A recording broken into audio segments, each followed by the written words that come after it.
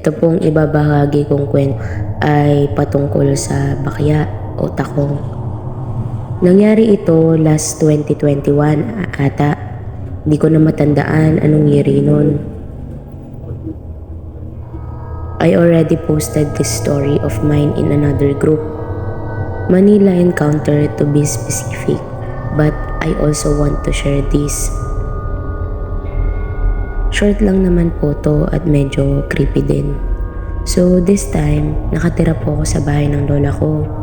May sarili akong kwarto and sa bandang uluhan ko ay may bintana. Sa left side ko is yung pintuan. And sa right side ko naman ay wall na. Kapag lalabas ka ay may makipot na daan papunta kung saan. Also sa bandang right side ng room ko is neighbor na. Room ng lola ko is nasa bandang paanan ko. Malaki naman yung house ng lola ko but mukhang ng rundown kasi may kalumaan na din. I woke up that night. I don't know what time na yon because of the dogs bark outside. Naiinis pa ako dahil napakaingay so natulog ako ulit.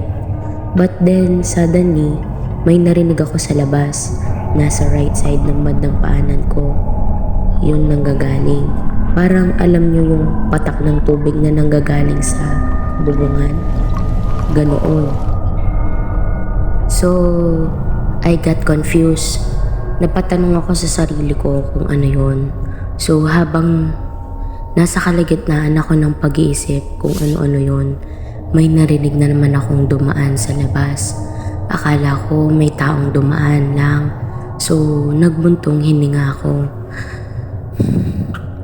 Napakabagal ng lakad niya. So, nag-wait ako and akala ko naman na lalagpas siya since dumadaan lang naman pero hindi siya lumagpas.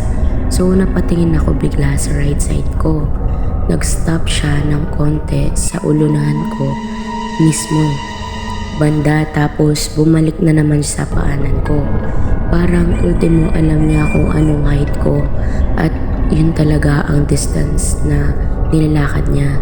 Paulit-ulit ganoon ginawa niya. So, natakot na ako at kumuha na ng rosary. Tumingin ako sa bintana ko para ayusin yung kurtina. May butas na kasi yung bintana dahil nga luma na yung bahay. Ang creepy lang, naging hours ata na ganoon siya. Tas bakaya pa. Suot niya or takong, ewan.